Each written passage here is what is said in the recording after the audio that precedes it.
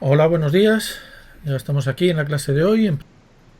Bueno, antes de empezar el contenido propio de la semana, os voy a comentar un par de cosas. Primero, os he mandado por el canal del tema uno una duda que me envió ayer un compañero y la verdad que es de congruencias, por eso la he enviado por el canal del tema uno. Y es verdad que no me había encontrado que ningún compañero hubiera intentado hacer eso, que lo hubiera utilizado como método para hacer más rápidamente las congruencias. Entonces, pues nunca me había planteado avisaros de que eso no era correcto o que tenía unos efectos colaterales. Bueno, vuestro compañero me envió la resolución de la congruencia que os envié, que os propuse en la tarea, y al simplificar la última ecuación, la última congruencia, hizo esto, ¿vale? Eso que observáis ahí. Multiplicó por 2 en ambos lados. Bueno, luego el problema, me di cuenta de que algo no iba bien, porque luego simplificó, lo que hacía después era correcto, dividir por 2, con lo cual lo dividía todo por 2 y tal, ¿vale? Entonces, ahora me paro en comentar por qué eso está mal, ¿no? ¿Cuál fue la conclusión, la consecuencia de todo lo que hizo? Pues que el sistema a partir de ahí lo resolvió bien y obtuvo como solución esa que veis ahí. X congruente con 146 módulo 150. Eh, la solución no era correcta. Sí era correcta, sí es correcto este número, pero no es correcto lo que obtenía aquí, ¿vale? Ahí obtenía módulo 150 cuando, que es lo que yo le indicaba aquí, la solución debe de salir módulo, el mínimo común múltiplo de 25, 15 y 20, que eran los tres módulos de del sistema de congruencia inicial, con lo cual le debería haber salido módulo 300. ¿El error de dónde venía? De ese paso que os he enseñado ahí arriba, ¿vale? Salía todas las soluciones 146 módulo 150 debían de ser soluciones. 146 sí era solución, pero por ejemplo 146 menos 150 o más 150, os lo he mostrado ahí con menos 150 para que los números salieran más pequeños, no era solución. 146 menos 140 es menos 4, menos 4 por 17 menos 2 es 68 menos 2 menos 70, que no es múltiplo de 20, que era la última congruencia del sistema, ¿vale? Eh, Alguien podría decir, bueno, salen dos soluciones. Módulo 300 salen dos soluciones, efectivamente. Una solución era 146 módulo 300 y la otra solución es 146 menos 150 módulo 300. ¿Vale? ¿Qué es lo que hemos observado? Que esta segunda solución no es correcta, ¿vale? Por lo tanto, efectivamente salen dos soluciones, pero una de ellas no lo es. Bueno, ¿qué es lo que está mal y por qué está mal lo que hace? Realmente lo que hace es un paso que sí es correcto. Si tenemos que dos números son congruentes, módulo lo que sea, si yo multiplico en ambos lados,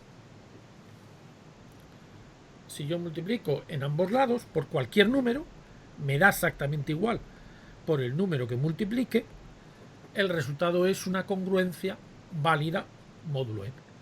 Y el de c puede ser cualquiera. Y el c puede ser cualquiera.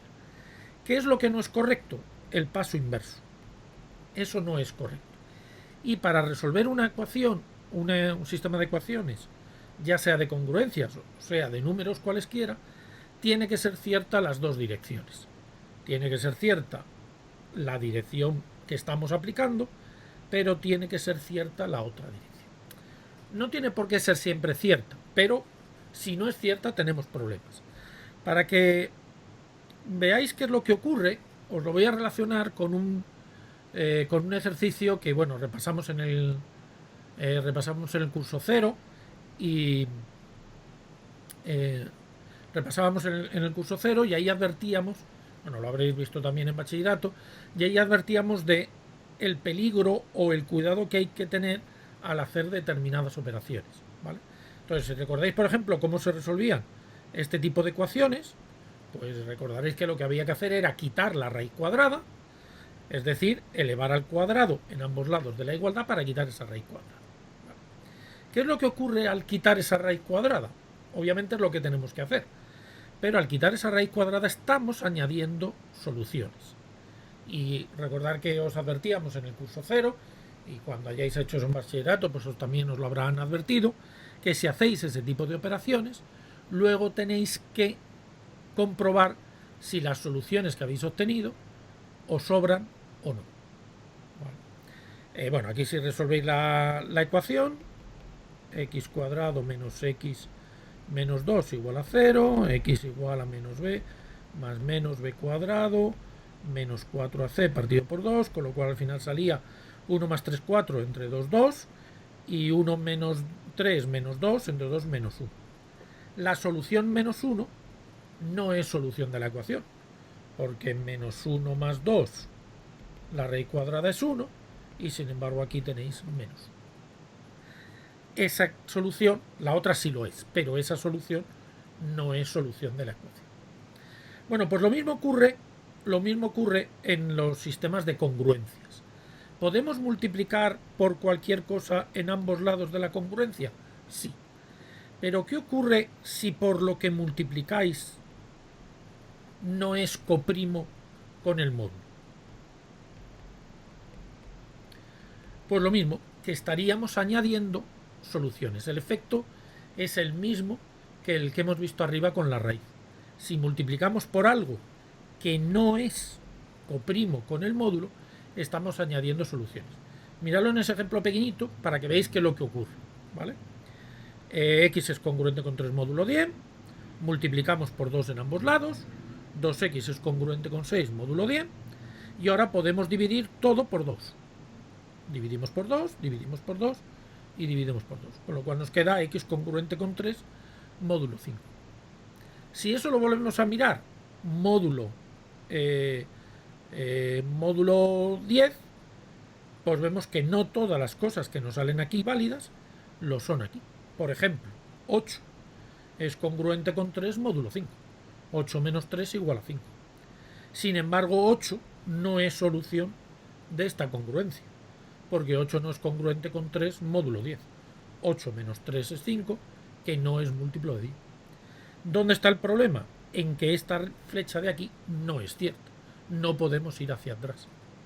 Cuando resolvemos ecuaciones, todo lo que hagamos tiene que ser válido en ambos sentidos, porque si no es válido en ambos sentidos, puede que estemos añadiendo soluciones.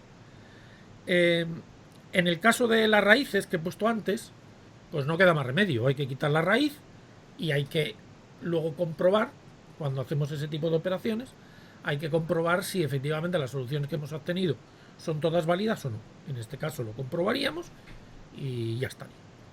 En el caso de las congruencias no tenemos por qué hacer eso, es decir, no es necesario hacer pasos que nos añadan soluciones. Nos complica el trabajo, porque tenemos que resolver la congruencia y luego comprobar si las soluciones son válidas o no. Pues no hacerlo. Por lo tanto, yo aquí lo que le indicaba a vuestro compañero, y es por eso por lo que he querido empezar con este ejemplo, es que esos pasos no hay que hacerlos. Es decir, ¿podemos multiplicar por cualquier cosa en ambos lados de la congruencia? Sí, pero cuando estemos resolviendo congruencias, no multiplicaremos por cosas que no sean coprimos con el módulo. Solo multiplicaremos si lo que estamos multiplicando es coprimo con el módulo. Es decir, aquí no habría problema multiplicar por 3, por 7, por 11, por cualquier múltiplo, pero que no sea coprimo con 20, que sea coprimo con 20. El 2 dividía 20 y en particular no era coprimo. ¿Vale? Bueno, vuestro compañero hacía esto porque lo que quería era simplificar los números y que los números le quedaran más reducidos. Es recordar que la manera de simplificar esta congruencia simplemente es multiplicar por el inverso de 17. con lo cual se calcula el inverso de 17, se multiplica por el inverso de 17, concretamente en este salía 13, se multiplica por 13 en ambos lados y a partir de ahí ya teníamos simplificada la congruencia. Pero obviamente hay que calcular el inverso de 17. Os lo he dicho desde el principio del curso, lo he dicho muchas veces, cuando no sé si esto lo habéis visto en algún sitio, si es que a vuestro compañero se le ha ocurrido, no lo sé, pero vuelvo a recordar lo que he dicho desde el principio del curso. Si veis que algo aparentemente simplifica el problema y yo no os lo he dado, preguntármelo. Es decir, no lo hagáis antes de... No lo utilicéis antes de confirmarlo conmigo. Obviamente se me puede haber pasado, pero si no se me ha pasado y está mal, pues lo suyo es que lo confirméis conmigo. Vale. Bueno, hoy avanzaré en la medida que vosotros hayáis hecho cosas, ¿vale? Porque lo que quiero es que trabajéis vosotros. Lo que voy a daros es un resumen, un vistazo de lo que vemos en esta semana. El tema completo se llama relaciones y grafos. Realmente los grafos son un caso particular de relaciones. Es decir, todo lo que vamos a ver en este tema son relaciones. En la primera parte del tema, lo que vemos en esta semana, vamos a estudiar un poquito las relaciones en general. Nos vamos a centrar en un tipo particular de relaciones y luego a partir de la semana que viene todo lo que queda del tema, digamos el grueso del tema en cuanto a longitud, pues está dedicado a un tipo particular de relaciones que se llaman grafos y que son los que estudiaremos a partir de la semana que viene, ¿vale? Las relaciones os las vais a encontrar, las relaciones las encontramos en muchas situaciones. Os las vais a encontrar en informática en muchos sitios. Os las habéis encontrado en matemáticas y os las vais a seguir encontrando en matemáticas en muchos sitios más. Es decir, las relaciones es algo muy general y que luego tiene muchas aplicaciones ya concretas cuando nos centramos en determinados tipos de relaciones o trabajamos en determinados tipos de contextos. Por situaros, ¿cuándo habéis visto relaciones y cuándo vais a seguir viendo relaciones?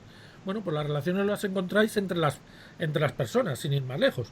La relación ser hijo de es una relación que tiene sus propiedades. Lo mismo que ser hermano de, ser padre de, todo tipo, ser amigo de. Hay un montón de relaciones que nos las encontramos que nos encontramos en el lenguaje natural y cuando hablamos de relaciones entre personas, de comunicaciones entre personas. Eso son relaciones. Os puede parecer que eso no tiene mayor importancia a la hora de vista de la informática, pero estamos en un contexto ahora donde las relaciones personales se traducen en relaciones en Internet. Y tenemos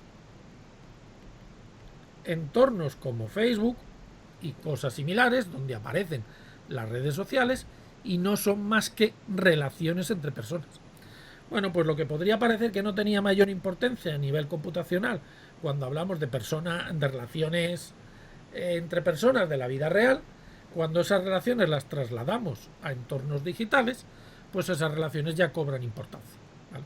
Y muchas de las operaciones que vamos a aprender de relaciones o de estudios que vamos a hacer de relaciones, resulta que en estas redes sociales y en estas redes de comunicación cobran otro sentido y hay que hacer determinadas operaciones. Pues ese es otro sitio donde os vais a encontrar las relaciones, en las redes sociales. Y ahí hay muchas de las operaciones que vamos a ver y muchas de las propiedades que vamos a ver donde tienen importantes consecuencias cuando lo trasladamos al estudio de redes sociales. Por supuesto, redes físicas, redes de ordenadores.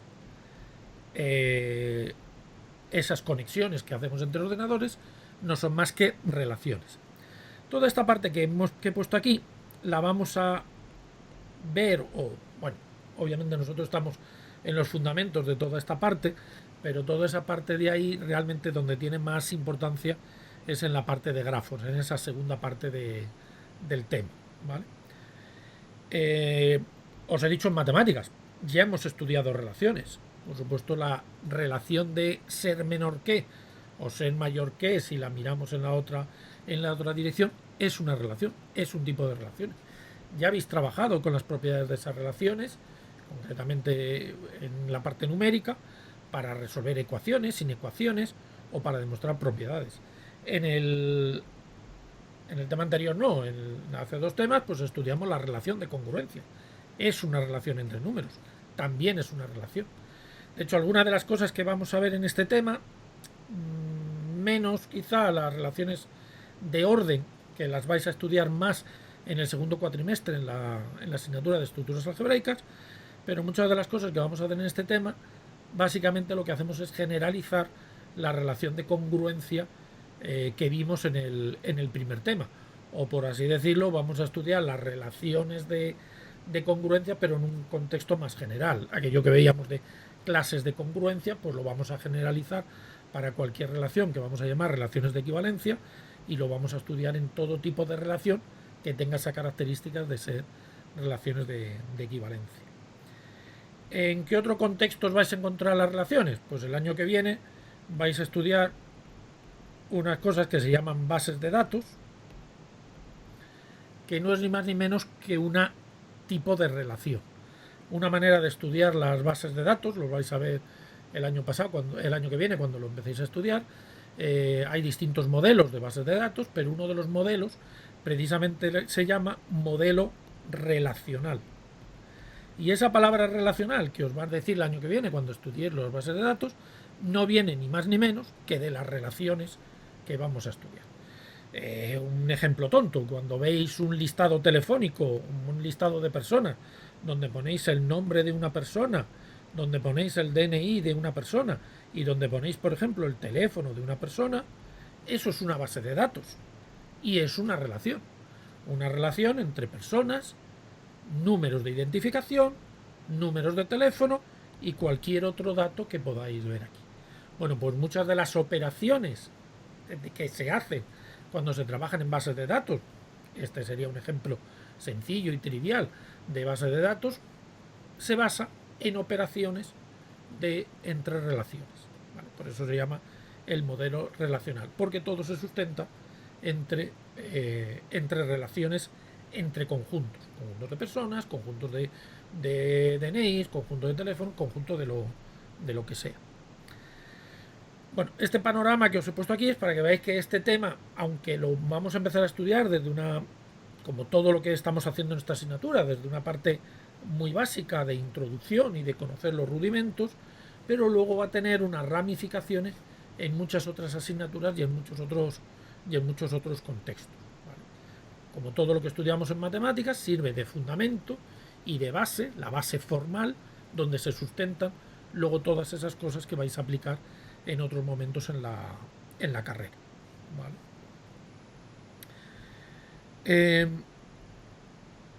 Bueno, en el tema hay una primera parte de introducción, ahora lo muestro en la página web, donde bueno, básicamente pues, lo que explico es un poco lo que acabo de comentaros ahora. Presentamos qué es una relación, qué tipos de relaciones hay.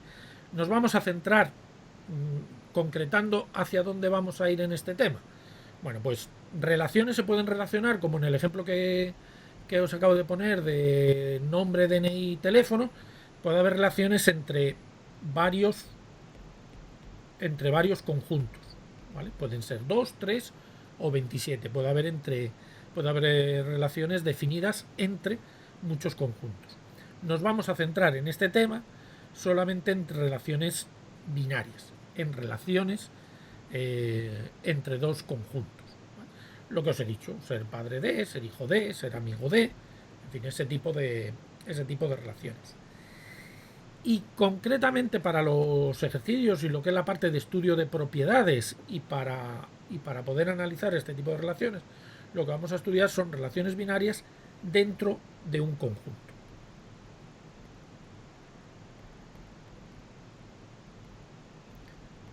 ¿Eso qué quiere decir? Que no vamos a estudiar relaciones entre personas y números, por así decirlo, sino que vamos a estudiar relaciones entre objetos de un mismo conjunto, números con números, personas con personas, etcétera. ¿Vale? O sea, eso es lo que es una relación binaria dentro de un conjunto, cuando lo que estudiamos son relaciones de elementos consigo mismo. Tenéis algunos ejemplos en el tema de relaciones entre dos conjuntos. Muchas de las cosas que os he comentado en esa introducción rápida que os he hecho, pues también implican varios conjuntos, pero en lo que vamos a estudiar básicamente en este tema, en esta parte del tema, nos vamos a centrar en relaciones binarias, es decir, solamente de dos elementos, relacionando dos elementos y dentro del mismo conjunto. Antes de ver las partes en las que nos vamos a centrar, un poquito de notación. Porque sé que muchos de los problemas que tenéis cuando empezáis a estudiar este tema provienen más de que, bueno, es un lenguaje nuevo, por así decirlo, son unos conceptos nuevos, tienen unas notaciones nuevas y tienen una manera nueva de escribir las cosas. Y eso pues os produce un poquito de confusión. Eso ya lo habíamos visto. Recuerdo que una relación no es más que un subconjunto. Voy a seguir poniendo el ejemplo de relaciones binarias. No es más que un subconjunto del producto cartesiano. Es decir, en el producto cartesiano, si por ejemplo tenemos estos dos conjuntos, ¿vale? En el producto cartesiano tenemos todos los pares que podemos formar con elementos de uno y de otro. Es decir, el 1 con el A, el 1 con el B, el 1 con el C, el 2 con el A, el 2 con el A, el 2 con el B, y así sucesivamente. Hasta, en este caso, tendríamos 9 elementos. ¿Vale? 3 por 3, 9. Eso sería el producto cartesiano. ¿Qué es una relación? Pues una relación es cualquier subconjunto que yo elija ahí. Es decir, una relación podría ser quedarme solo con el par 1A, con el par 3B y con el par 2C. Eso sería una relación. ¿Vale? Simplemente eso. Es decir, de entre todos los pares posibles que puedo formar, elegir un subconjunto. Para que tengáis una idea, si cogemos todas las personas que estáis ahora mismo en este grupo, primero A de software, ¿vale? Cualquier pareja que podáis formar, de elegir dos personas de la clase, eso sería el producto cartesiano. En este caso, pues los miembros del grupo A con todos los miembros del grupo A. Cualquier pareja que podáis formar sería el producto cartesiano. Todas las parejas posibles. Que como veis salen muchas, pues sois 86 creo, pues 86 por 86. Todas esas parejas podríamos formar, ¿vale? ¿Qué sería una relación? Pues en lugar de coger todas las parejas que podemos formar, pues voy a coger las parejas de amigos, por así decirlo, ¿vale? ¿Quién es amigo de quién? Pues las parejas que hay entre vosotros, que ya os conocéis y que habéis hecho amistades, sería la relación de amigos que hay dentro de la clase. Que obviamente no todos sois amigos de todos. Ahora ya que ha pasado bastante parte del curso, pues os conoceréis muchos y uno tendréis más relación con otro. Pero no todos seréis amigos de todos, ¿vale? O si queréis otra relación, los que habéis nacido en el mismo mes. Pues no todos habréis nacido en el mismo mes. Pero si nos fijamos quién ha nacido en el mismo que, pues eso sería una relación. Yo he nacido en el mismo mes que otro compañero. Pues no estaríais todos emparejados con esa relación, solamente algunos. Eso es una relación, ¿vale? Bueno, lo que decía de la notación. ¿Cómo vamos a denotar que algo es un elemento de esa relación? Bueno, pues fijaros que una relación no es más que un conjunto. Por lo tanto, la manera obvia de decir que una pareja de elementos está en esa relación es con el símbolo de pertenencia que ya habíamos visto en el tema anterior. El par 1A pertenece a las relaciones. ¿Qué ocurre? Que cuando hablamos de relaciones, lo normal no es utilizar esa relación. Se puede utilizar, yo la utilizo y en muchas partes tanto del tema como de la relación de ejercicios, pues he utilizado esa relación porque es una relación correcta, es una notación correcta. Pero ¿qué es lo más normal? Que cuando hablamos de relaciones escribamos mejor esto. Uno está relacionado con A. Estas dos cosas son lo mismo. ¿vale? No hay ninguna diferencia entre las dos. Las dos cosas quieren decir lo mismo. Que 1A pertenece a R, el par 1A pertenece a R, es lo mismo que decir que 1 está relacionado con A. Y eso ya lo habréis visto en lo que en algunos de los ejemplos, sobre todo numéricos, que hemos utilizado hasta ahora. 1 es menor o igual que 2. 2 es congruente con 5 módulo 3. Son relaciones entre números o entre cosas que las notamos de forma infija.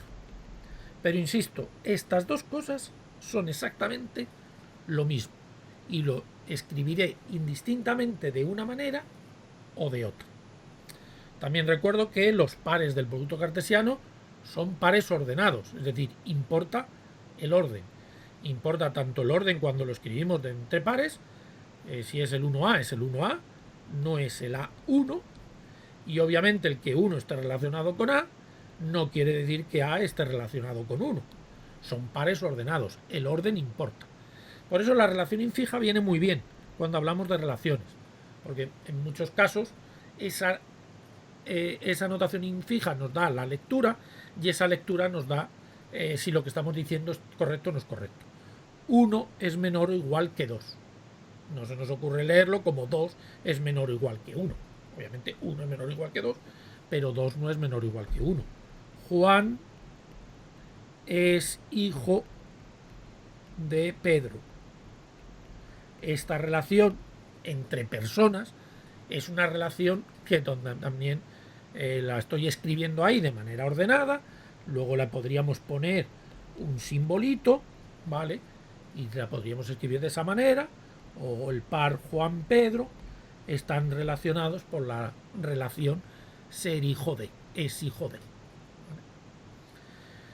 Por lo tanto, notación podemos utilizar tanto por pares como la relación infija. Ya digo que normalmente cuando hablamos de relaciones lo normal es utilizar la relación infija, pero para determinadas cosas en el tema nos viene bien utilizar esa notación por pares. ¿Qué cosas vamos a aprender a hacer con las relaciones binarias? Vuelvo a recordar, y sobre todo lo vuelvo a recordar ahora e insistirlo, porque algunas de las preguntas que me estáis haciendo, según estáis repasando el tema 1 y 2, pues vuelvo a encontrarme que o no me habéis hecho mucho caso o que no lo estáis haciendo pues como yo os sugería que lo hiciera. Haceros un resumen en cada tema, clase o semana, haceros un pequeño resumen de qué hemos aprendido, qué técnicas nuevas he aprendido, qué puedo resolver con esas técnicas nuevas, qué tipo de cosas tengo que saber hacer en este tema, para que luego cuando vayáis a los exámenes, a las relaciones, a repasarlo, pues tengáis el panorama de qué es lo que hemos aprendido a hacer y que no os volváis a enfrentar a los ejercicios y a lo que estamos haciendo en el tema como si fuera el primer día de clase. No, ya hemos pasado por ese contenido, lo debéis de tener estructurado. Entonces, en el caso de este tema, de esta parte del tema, ¿qué es lo que vamos a aprender a hacer con las relaciones binarias? Por supuesto, entender el concepto de las relaciones binarias, que es un poco lo que pretendo con este resumen, y qué cosas vamos a aprender a hacer con esas relaciones binarias. Pues, por supuesto, todos los conceptos que van a estar relacionados con el concepto de relación. Dominio, rango y operaciones entre operaciones. Entonces debemos de entender esos conceptos, debemos saber determinar el dominio, debemos saber determinar el rango, para eso tenemos que saber qué es el dominio y qué es el rango, y debemos de saber calcular la unión, la intersección, la inversa y la composición. Son operaciones conjuntistas, por lo tanto básicamente es aplicar lo que aprendimos en el tema anterior de conjuntos a un tipo particular de conjuntos de pares, pero al final es lo mismo. Por lo tanto, eso es lo primero, los conceptos básicos asociados con relaciones y las operaciones básicas relacionadas con las relaciones. La parte, sin embargo, que más tiempo lleva en el tema y a la que más le dedicamos, como podéis ver en la relación de ejercicios, es en el estudio de las relaciones binarias de un conjunto y en el estudio de las propiedades de las relaciones binarias en un conjunto. Antes os he dicho, si tengo las relaciones a que os he puesto entre los conjuntos de 3 números y de 3 letras, os he dicho, obviamente por el orden de escritura, el 1 está relacionado con A, pero no tiene sentido que escriba A relacionado con 1 porque el producto lo he hecho con este orden, ¿vale? Pero claro, si tengo una relación dentro de un conjunto, el 1 y el 2, el 1 y el 2 pueden estar en la relación y el 2 y el 1 pueden estar en la relación, porque los dos son números. Es decir, que cuando estamos dentro de un conjunto, sí tendría sentido escribirlo en los dos sentidos, 1, 2 y 2, 1. Eso no quiere decir que los dos elementos estén en la relación, pero sí tiene sentido preguntarse. ¿Qué ocurre? Que cuando estamos dentro de un conjunto, se nos pueden plantear si la relación tiene una serie de propiedades. Esas propiedades que aparecen ahí, esas 5 propiedades que aparecen ahí, son las que yo os voy a pedir que estudiéis y que sepáis estudiar para una relación definida dentro de un conjunto, y solamente tienen sentido, como vais a ver, si estamos dentro del mismo conjunto. Si no estamos dentro del mismo conjunto, no tiene sentido. Reflexiva quiere decir que un elemento está relacionado consigo mismo. Yo no soy padre de mí mismo, por lo tanto la relación ser padre no es una propiedad reflexiva, no es reflexiva. La relación ser menor estrictamente que no es una relación reflexiva, por ejemplo. Es decir, hay muchas relaciones que no son reflexivas. Sin embargo, la relación ser menor o igual que sí es reflexiva. Simetría, pues tiene que ver con lo que he dicho antes. Si un elemento está relacionado con otro, le puedo dar la vuelta. No todas las relaciones son simétricas. La relación de desigualdad no es simétrica. 1 es menor o igual que 2, pero 2 no es menor o igual que 1. ¿Vale? La transitividad, que es verdad, que no me había dado cuenta, que hay un error. Aquí es la relación transitiva. ¿Qué quiere decir? Pues que si X está relacionado con Y e Y está relacionado con Z, X está relacionado con Z. Pues lo mismo. Tampoco todas las relaciones son transitivas. Vuelvo a decir lo mismo. Yo soy hijo de mi padre es hijo de mi abuelo, pero yo no soy hijo de mi abuelo. La relación ser hijo de no es una relación transitiva, por ejemplo, ¿vale? No toda la relación de desigualdad sí es una relación transitiva. 1 es menor o igual que 2, 2 es menor o igual que 4, 1 es menor o igual que 4. O la de congruencia que vimos en el tema anterior. Si 2 es congruente con 5 y 5 es congruente con 8, módulo 3, 2 es congruente con 8, módulo 3. Ya lo vimos en su momento. La antisimetría, si X está relacionado con Y e Y está relacionado con X, X es igual a Y. Eso lo verifica, por ejemplo, la desigualdad, que si A es menor o igual que B y B es menor o igual que A, la única manera de que los dos números estén relacionados en los dos sentidos es que realmente los dos números sean el mismo. Bueno, pues ahí tenéis las propiedades y, como veréis, parte de los ejercicios que están en las relaciones estudiar esas propiedades. ¿Vale? Al estudiar esas propiedades nos volvemos a encontrar con un conocido de temas anteriores, que es esta famosa flechita, ¿vale? ¿Qué es lo que quiere decir? Que para demostrar que es simétrica, de que X está relacionado con Y con su definición, tengo que poder deducir que Y está relacionado con X. No quiere decir que las dos cosas se tengan que verificar, sino que de una tengo que deducir la otra. Y lo mismo con con las otras propiedades. ¿Vale? Os he puesto aquí la otra imagen que os he subido, que os he enviado por el canal de publicaciones. Os he puesto las definiciones de 3 maneras distintas, ¿vale? Las definiciones de esas propiedades de 3 maneras distintas. Lo que es la definición, tal y como os he enseñado en el esquema de arriba, la definición en forma conjuntista, la relación son conjuntos y por lo tanto esas propiedades se pueden escribir como operaciones entre conjuntos o como relaciones entre conjuntos, y utilizando la matriz de adyacencia, que ya habíamos visto cuál era la matriz de adyacencia de una relación. Obviamente, lo que es la definición y la Lo que es la definición y la parte conjuntista se puede aplicar para todo tipo de relaciones, ya sean en conjuntos finitos o en conjuntos infinitos, ¿vale? Pero la parte matricial solo tiene sentido en conjuntos finitos, ¿vale? No podemos trabajar con matrices en conjuntos infinitos. Por lo tanto, cuando estudiéis las propiedades, ¿qué es lo que os aconsejo, qué es lo que deberíais de hacer? Cuando trabajemos en propiedades en conjuntos infinitos, por ejemplo en Z o en R, que tenéis algunos ejemplos, pues trabajamos con esta parte de aquí, ¿vale? Que se basa en demostrar implicaciones. Como veis, todas se basan en demostrar implicaciones. Eso es mejor para conjuntos infinitos cuando la relación se define con una regla. Luego lo miraré en la relación de ejercicios para que lo veáis. Si por el contrario os doy una relación que está definida sobre conjuntos finitos, ¿vale? Lo mejor ahí ya pueden ocurrir las dos cosas. O bien trabajar con los conjuntos, o bien trabajar con las matrices. ¿Vale? Algunas propiedades se verán mejor con matrices y otras se verán mejor con conjuntos. Por ejemplo, pero se puede hacer de las dos maneras, es decir, y muchas veces dependiendo cómo esté definida. E incluso a lo mejor puede estar en conjuntos finitos y viene mejor utilizar la regla, ¿vale?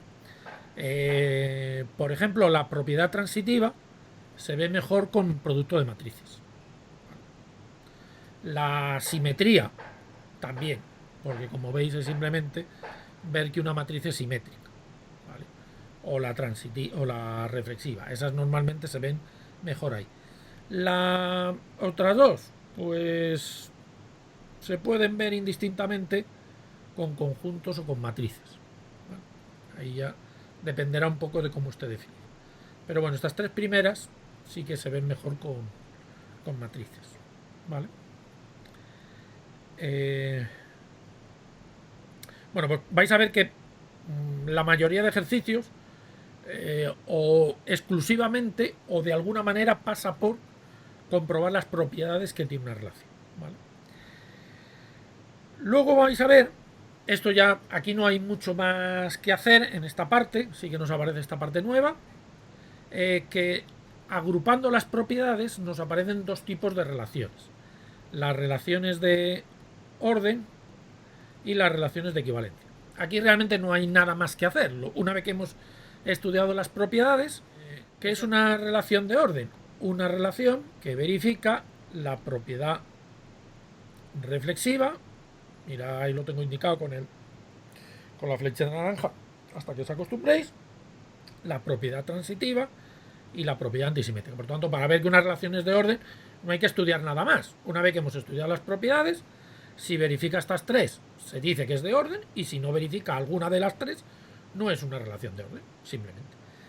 ¿Qué son las relaciones de orden? Pues son las relaciones que utilizamos para comparar, que son las desigualdades, ¿vale? Básicamente las desigualdades. Pero también se pueden utilizar y se utilizan en informática para otro tipo de operaciones, por ejemplo las preferencias, que es una relación que se utiliza mucho en sistemas de reserva de vuelos o de recomendaciones, mezclado con inteligencia artificial, pues se utilizan pues para dar recomendaciones. En función de mis preferencias ordeno los resultados y en función de los resultados digo, pues este es el que te recomiendo, ¿vale?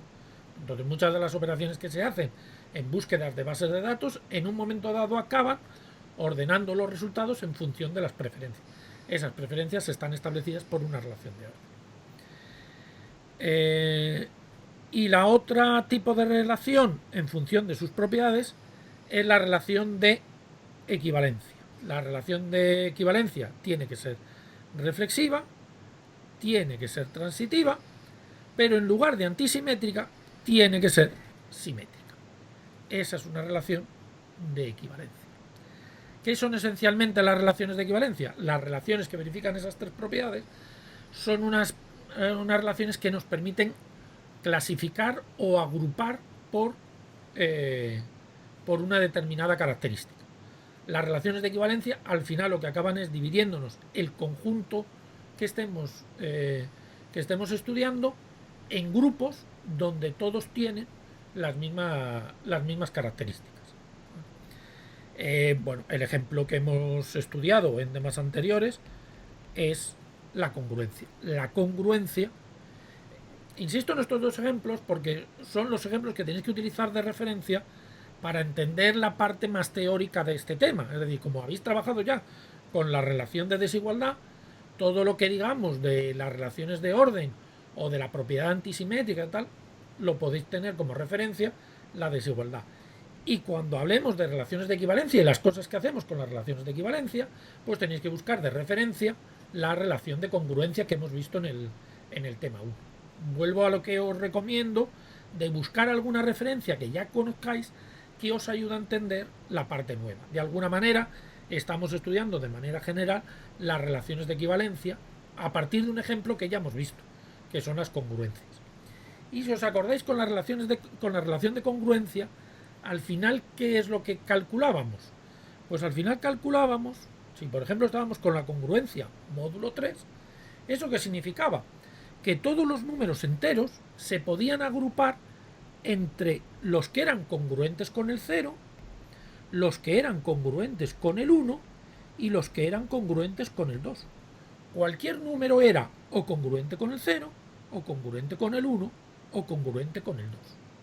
Recordad que eso lo llamábamos las clases de congruencia.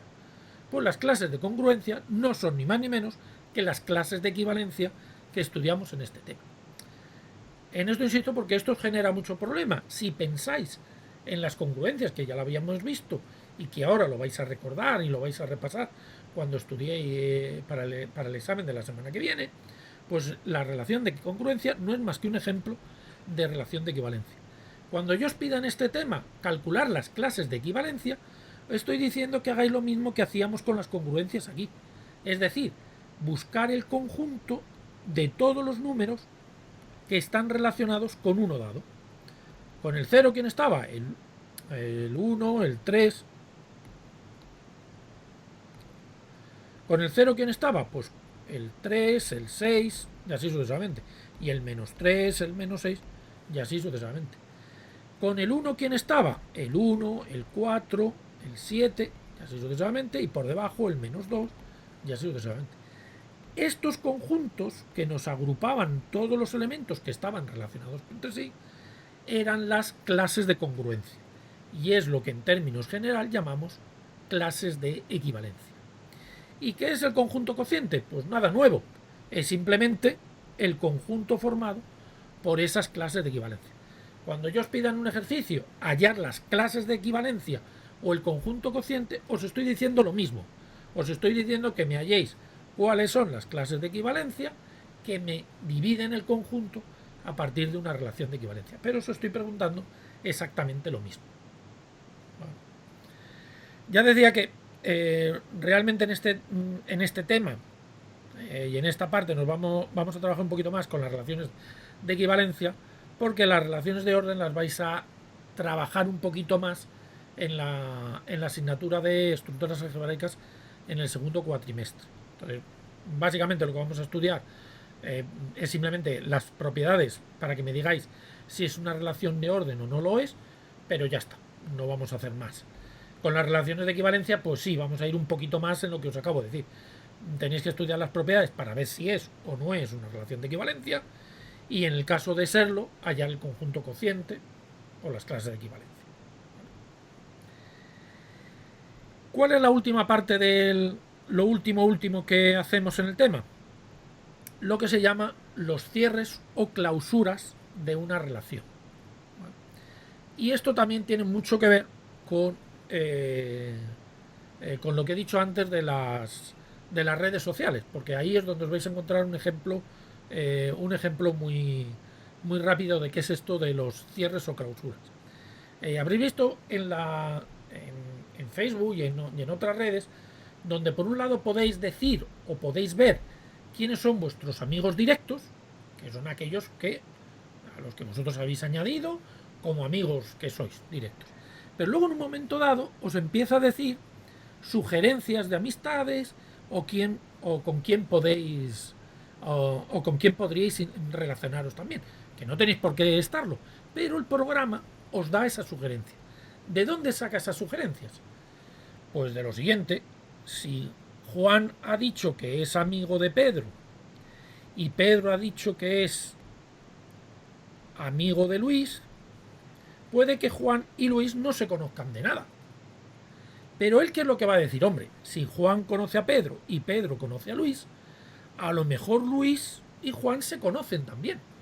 No lo sabe seguro, pero puede ocurrir. ¿Qué es lo que hace Facebook y este tipo de redes? Hacer lo que se llama el cierre transitivo. Es decir, se construye una relación donde está la amistad que tiene declarada, la amistad que tiene declarada, y además le añade Juan relacionado con Luis. Y construye lo que se llama el cierre transitivo para poder él decir, bueno, pues estos dos no son amigos declarados, pero como yo sé que están relacionados a través de uno en medio, pues habrá cosas que tengan en común y habrá cosas que yo le pueda sugerir. Con lo cual, en un momento dado, Facebook o otro tipo de relaciones va a construir ese cierre transitivo para hacer determinadas cosas, sugerencias o enviar mensajes, lo que sea. ¿Vale? ¿Qué es entonces un cierre? Pues un cierre es, a partir de una relación, añadirle cosas para que la nueva relación que construimos tenga la propiedad que nosotros queremos. Es decir, si quiero construir el cierre transitivo de una relación, lo que tengo que hacer es, a una relación de partida, añadirle nuevos pares, los pares que sean necesarios, para que el resultado sea una relación que sí sea transitiva. Obviamente, cuando hablamos de cierre, no se trata, obviamente, si le añado todo, pues ya he terminado. Hombre, no. Se trata de añadirle lo menos posible. Entonces se trata de añadirle lo justo. Es decir, la menor cantidad de pares posibles para obtener una relación transitiva. Por eso se llama, y eso es lo que se llama cierre. La menor relación que contiene a R y que tiene la propiedad de ser transitiva. Bueno, he utilizado el ejemplo de transitiva, pero eso lo podríamos hacer con todas las propiedades. Es decir, podríamos hacer el cierre reflexivo, el cierre simétrico, el cierre transitivo, el cierre antisimétrico. Bueno, el cierre antisimétrico no tendría mucho sentido porque tendría que quitar. O sea, ahí no digo nada. Cierre antisimétrico no. Y el cierre por la conexión. Obviamente los que habitualmente se utilizan son los cierres asociados a esas tres relaciones. ¿Vale? Son los que vais a ver al final del tema. Juntando los tres, si hacemos el cierre reflexivo, el cierre simétrico y el cierre transitivo, ¿qué es lo que conseguimos? Una relación de equivalencia. Eso es lo que se llamaría el cierre de equivalencia. Es decir, una relación, la menor relación, que contiene a una y que tiene las tres propiedades. De una forma de ver si una relación es transitiva es calcular el cierre y ver si lo que obtenemos es lo mismo de partida. Es verdad, si yo calculo el cierre transitivo y resulta calcular el cierre transitivo me encuentro que la relación es la que tenía inicialmente, pues obviamente es que ya R es transitivo. Vale. Eso está muy bien que os lo preguntéis, ¿vale?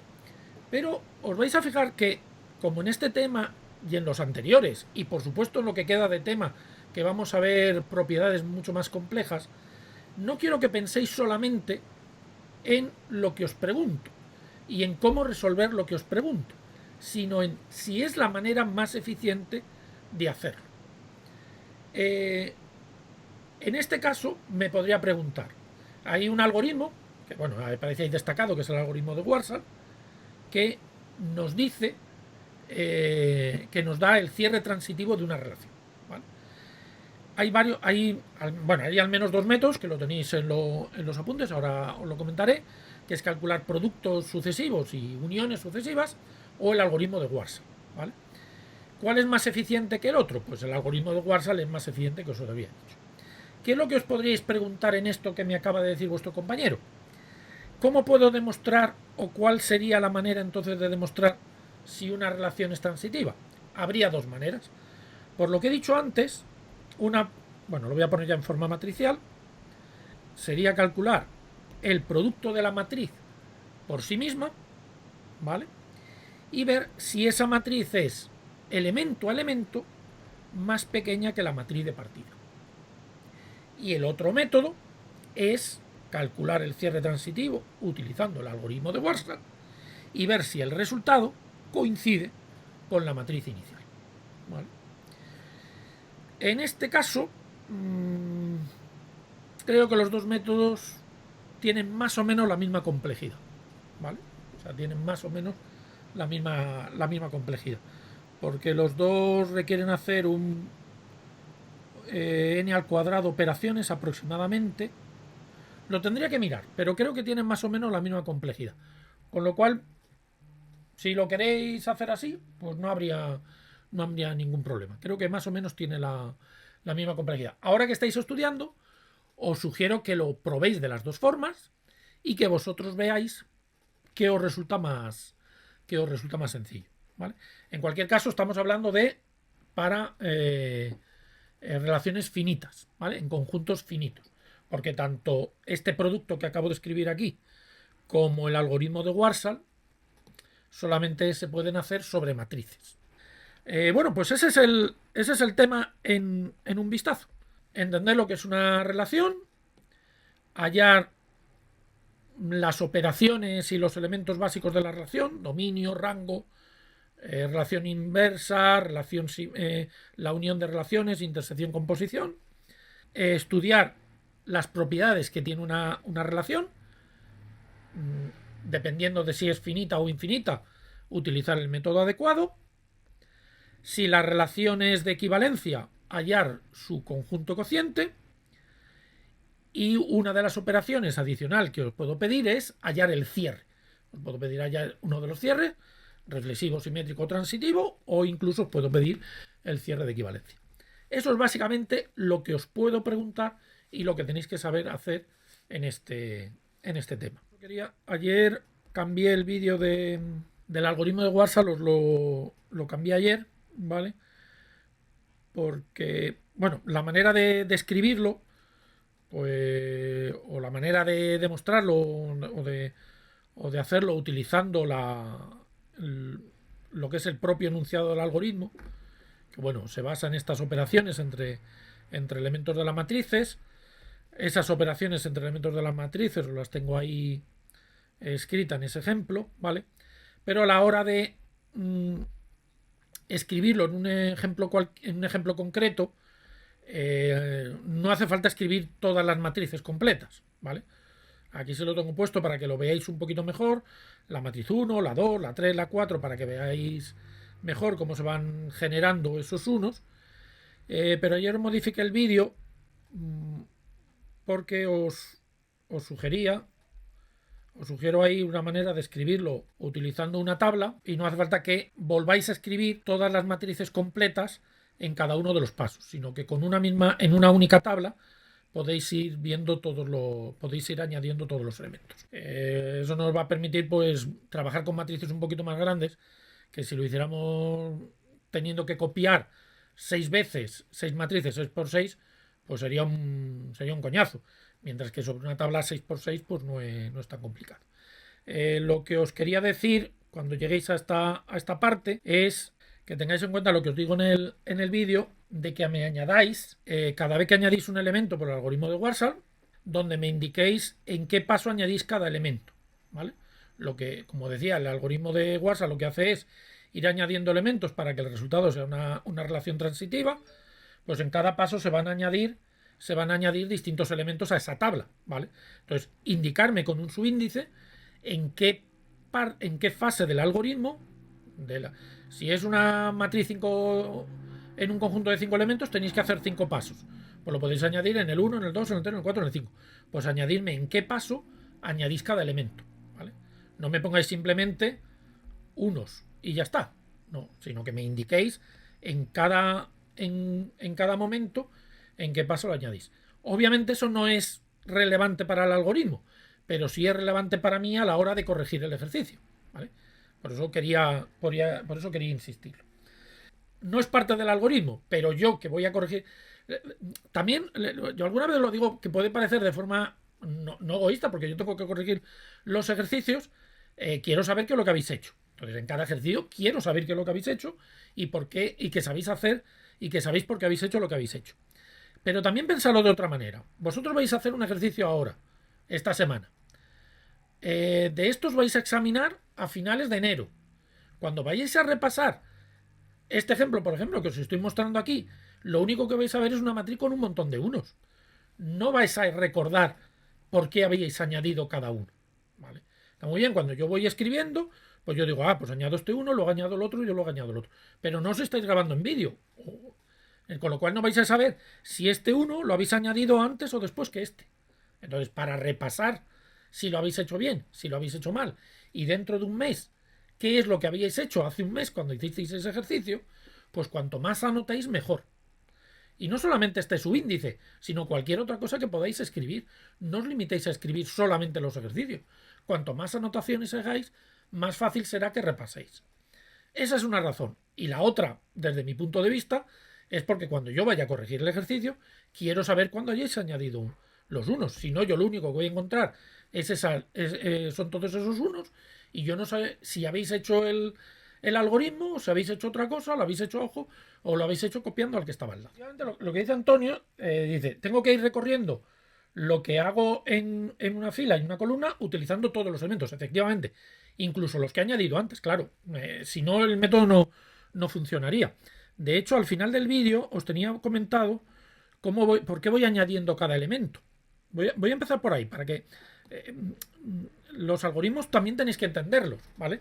Y muchas de las dudas que os pueden surgir se solucionan si entendéis que es lo que estabais haciendo. Por ejemplo, esta es la relación inicial, que no es transitiva, ¿vale? ¿Por qué esta relación no digo que no es transitiva? Porque en esta relación está, por ejemplo, B está relacionado con A y A está relacionado con E. Sin embargo, no está el par BE. Por eso la relación no es transitiva. Tengo tres elementos encadenados, por así decirlo, B con A con E, pero el par B no está. ¿Qué es lo que hace en general cualquier cierre o cualquier algoritmo que quiera cerrar esta relación de forma transitiva? Pues va a tener que añadir este elemento. Bueno, pues eso es lo que hace el algoritmo de Warshall en ese primer paso. ¿Vale? Si os fijáis en el segundo paso, lo que va a hacer el algoritmo de Warshall va a ser no hacerlos todos con todos. Ese es el beneficio que tiene en trabajo el algoritmo de Warshall. En el segundo paso va a añadir un elemento utilizando este BE. Por ejemplo, el D está relacionado con el B. El D está relacionado con el B. Y acabamos de añadir el B relacionado con el E. Es decir, ahí he utilizado el par que he añadido en la primera iteración. Para añadir ¿quién? El D con el E. El D con el E. Es decir, que en la segunda iteración voy a utilizar un par que estaba en la relación inicial y un par que he añadido en la primera iteración. Y eso me genera un par en la segunda iteración. Viendo esto, pues, ¿qué es lo que se os podría ocurrir? Bueno, pues ya está, para hacer el cierre transitivo, lo único que tengo que ir haciendo es ir comprobando todos con todos, a ver cuál me falta, y lo voy añadiendo. Y efectivamente, eso es lo que hace el algoritmo básico, por así decirlo, que a la relación inicial le añado la relación cuadrado, que es comprobar este con este y este con este, lo que he hecho en este primer ejemplo que he puesto. Pero luego también tendré que añadir los que he hecho al hacer el R cuadrado con los que tenía inicialmente, es decir, R cubo, y luego R a la cuarta, y luego R a la quinta, es decir, para asegurarme que he hecho todas las comprobaciones posibles. Y efectivamente eso me daría el cierre transitivo, comprobarlos todos con todos. ¿Qué es lo que hace el algoritmo de Warshall? El algoritmo de Warshall no comprueba todos con todos.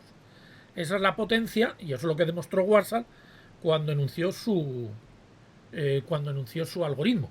bastaba solamente ir comprobando por niveles. Una vez que tenemos la ordenación que nos da la matriz, solamente voy a comprobar los elementos de la primera columna con los elementos de la primera fila. Solamente voy a comprobar eso. No voy a comprobar con este ni con este. Solamente voy a comprobar los de la primera fila y los de la primera columna. En la segunda iteración, segunda fila, segunda columna. Tercera iteración, es decir, no voy a ir comprobando todos con todos. Resulta que no hace falta comprobarlos todos con todos. Me puedo restringir a estos que me dice el algoritmo de Warshall. Y lo que dice el algoritmo de Warshall, bueno, esto es lo que hago en el vídeo, pero lo repito, me fijo en la primera columna y en la primera fila, y me fijo en los unos que están en esa columna y en esa fila. Entonces aquí tengo un 1 y aquí tengo un 1. ¿Qué es lo que tengo que añadir? Pues si alargáis esta columna y alargáis esta fila, este es el elemento que tengo que añadir. ¿Vale? Es decir, voy haciendo eso. ¿De dónde sale eso? Es lo que he dicho arriba. Este elemento, ¿quién es? B relacionado con A. B relacionado con A. ¿Y quién es este elemento de aquí? A relacionado con E. A relacionado con E. Pues si B está relacionado con A y A está relacionado con E, ¿quién tengo que añadir? B relacionado con E, que es este que he puesto aquí. ¿Vale? Pero fijaos que solamente compruebo con los pares correspondientes a esa fila y a esa columna. No tengo que comprobar con este ni con este. En los algoritmos lo importante no es tanto las operaciones que haga, sino las comprobaciones que tengo que hacer, para obtener un resultado. Entonces aquí solamente tengo que comprobar dos cosas. No tengo que comprobar, bueno, voy a borrar todo antes de seguir.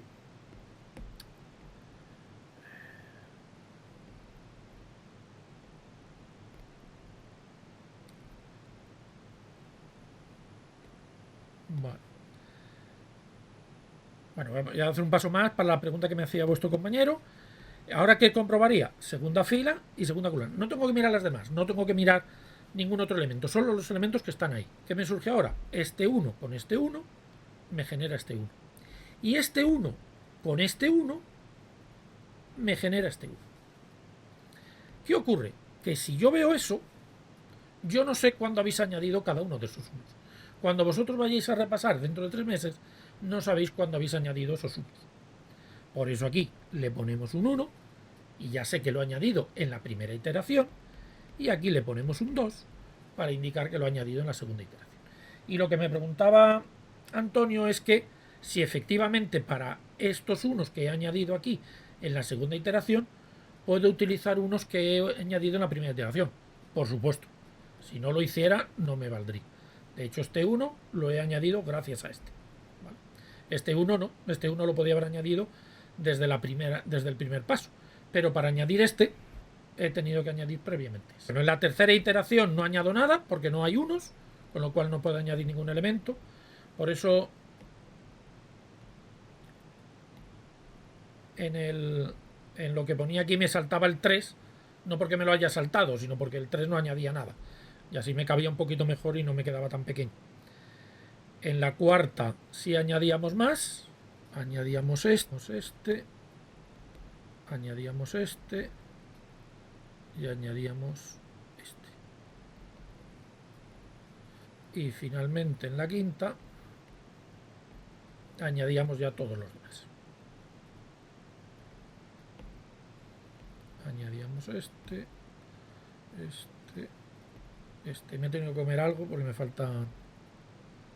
En uno de los pasos me he comido algo. He comido un elemento de la inicial. Antes, cuando he borrado, me había comido este uno. Con lo cual, este también va en el quinto y en el quinto.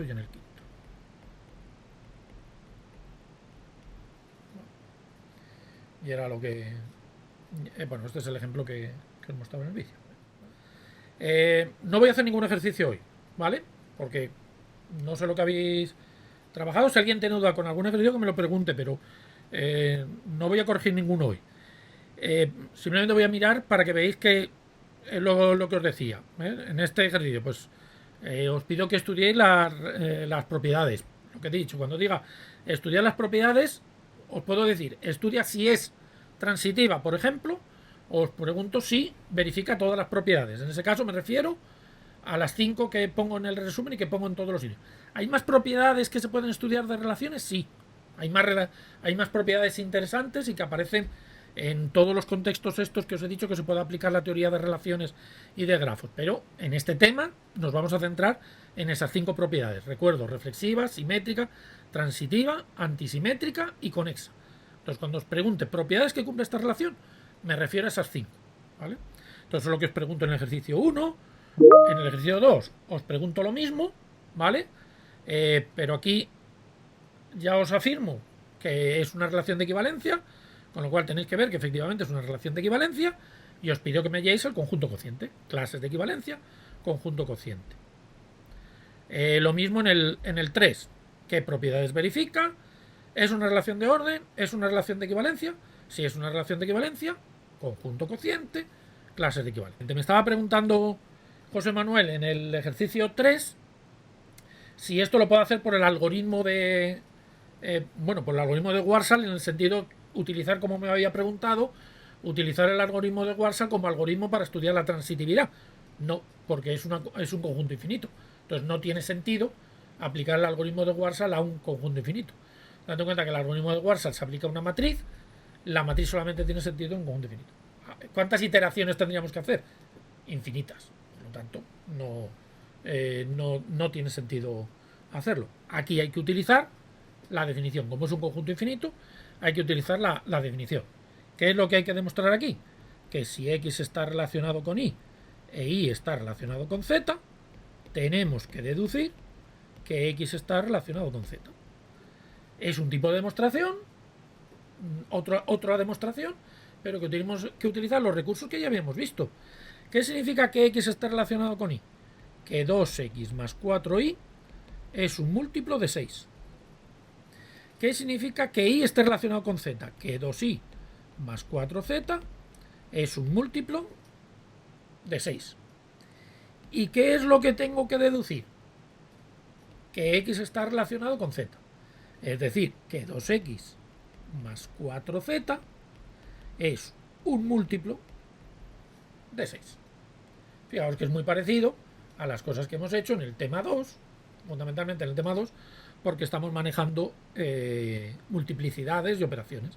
A partir de esta igualdad y a partir de esta igualdad tenemos que deducir una igualdad de este estilo.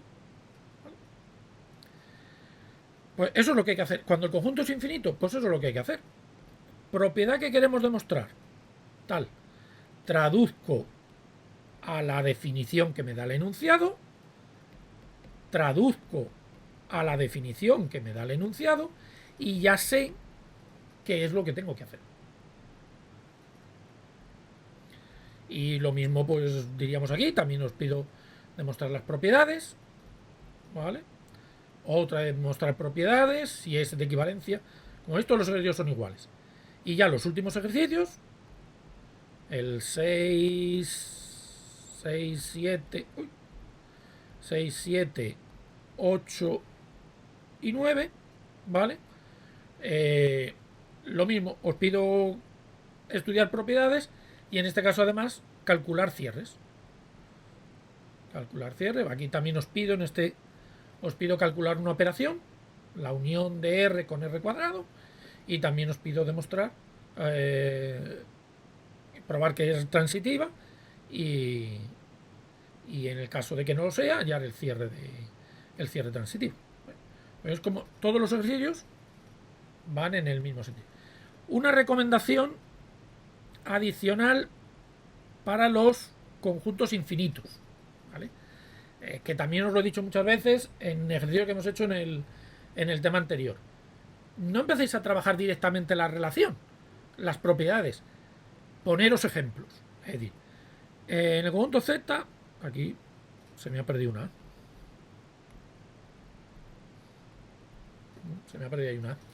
En el conjunto Z se define esa relación. Está relacionado con B y tal. Pues preguntaros, a ver, ¿el -1 está relacionado con el 2? ¿El 1 está relacionado con el 3? Poneros ejemplos, ¿vale? No empecéis a trabajar con las letras. Si encima que en algunas ocasiones tenéis problemas en trabajar con las letras, con las ecuaciones y con las simplificaciones. Directamente empezáis a trabajar con las letras, pues más dificultades tenéis. Trabajar con números, por ejemplo, ya que he puesto este. ¿El -1 está relacionado con el 2? Pues para que el -1 esté relacionado con el 2, -1 al cuadrado menos 2 al cuadrado tendría que ser múltiple, tendría que ser, no, perdón, tendría que ser igual a menos b. Pues 1 menos 4 es 3. Y -1 menos 2 es -3. Por lo tanto, no están relacionados. ¿Vale? ¿El 1 está relacionado con el 3? Pues 1 al cuadrado menos 1 menos 9 menos 8. Y 1 menos 3 menos 2. No están relacionados. Poneros más ejemplos. Como aquí me han salido dos, que no los dos pares que no lo están, pues seguir buscando hasta encontrar uno que sí lo esté. Tienes razón. 1 menos 4 es menos 3, que había puesto 3. Y 1 menos 1, perdón, menos 2 también es menos 3. ¿Es verdad? Con lo cual, perfecto. Tenemos un ejemplo que sí y un ejemplo que no. El -1 sí está relacionado con el 2, pero el 1 no está relacionado con el 3. Pues hacer eso, ¿vale? Poneros algunos ejemplos más, ¿vale? De alguna manera para entender un poquito la relación. Jugar con esto, podemos escribirlo de otra manera.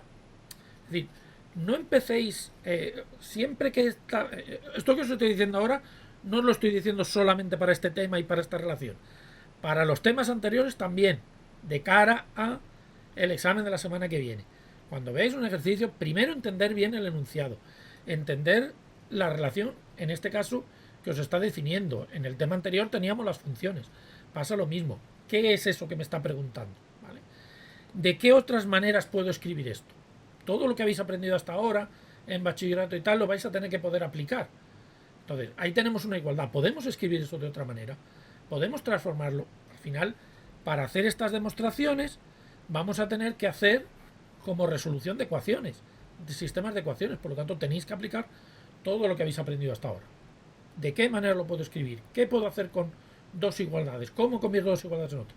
Esto que os estoy diciendo aquí, insisto, no solamente para esto, sino para lo que hemos hecho en los temas anteriores, ¿vale? Entonces, poneros ejemplos, entender bien la relación. Y una vez que habéis entendido bien la relación, ya os ponéis a resolver el ejercicio. Vale, ha simplificado, que no pasa nada, es correcto. Vale, creo que es lo que Pero tú a lo que, independientemente de que me simplifiques, tú a lo que tienes que llegar es a 2x más 4z igual a 6 por algo. Vale. Supongamos que hubieras llegado a 3 por algo. Eso no lo contradice. Un número puede ser múltiplo de 3 y múltiplo de 6. ¿Vale? El 18 es múltiplo de 3 y es múltiplo de 6. Por lo tanto, no lo contradice. De momento, con lo que has hecho, no lo has demostrado. Pero no has llegado a nada. No has llegado a nada contradictorio. ¿Podría ocurrir que no fuera transitiva? Este ya te adelanto que sí lo es. Pero podría haber una relación que no es transitiva. ¿Qué es lo que tienes que decirme? Recordar, vuelvo a decir todo lo que hemos hecho en temas anteriores. ¿Cómo me demuestras que no tiene una propiedad, que no es transitiva? Pues me tendrías que dar dos pares de números que estén relacionados de esta manera, pero que B no esté relacionado con C. Tienes dos opciones. Está muy bien esta discusión porque también sirve para lo que hemos visto en el tema anterior de funciones y para cosas que hemos visto en el tema 1 de demostraciones de números. Vamos a ver. Una propiedad puede ser cierta o puede ser falsa. Esto que he puesto aquí puede ser cierto o puede ser falso. ¿Vale? Si me quieres demostrar que es verdadero, no basta si me quieres demostrar que es falso, no basta con que llegues, no lo consigo. Es que llego a esto, pero no llego. Por lo tanto, es falso, ¿no? Habrás equivocado el camino o no habrás desarrollado suficiente, pero de que no hayas llegado a lo que tú quieres por el camino que has intentado, no quiere decir que sea falsa. Quiere decir que el camino que has seguido no es el que tenías que seguir. Tienes que hacer otra cosa, ¿vale? Si quieres demostrar que es verdadera, tienes que hacerlo y llegar a esto, ¿vale? ¿Cómo demuestras que no es verdadera? ¿Cómo demuestras que es falsa?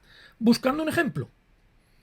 Como lo que estamos es una propiedad falsa, la única manera de demostrarlo es dando un ejemplo. No diciendo he intentado muchas cosas y no lo he conseguido. He llegado hasta aquí y como no puedo hacer otra cosa, ya tal. No, eso no demuestra nada. Tendrías que buscarme 3 números. 2 de ellos relacionados, otros 2 relacionados de esta manera, teniendo ese elemento B en medio, pero luego demostrando que los de los extremos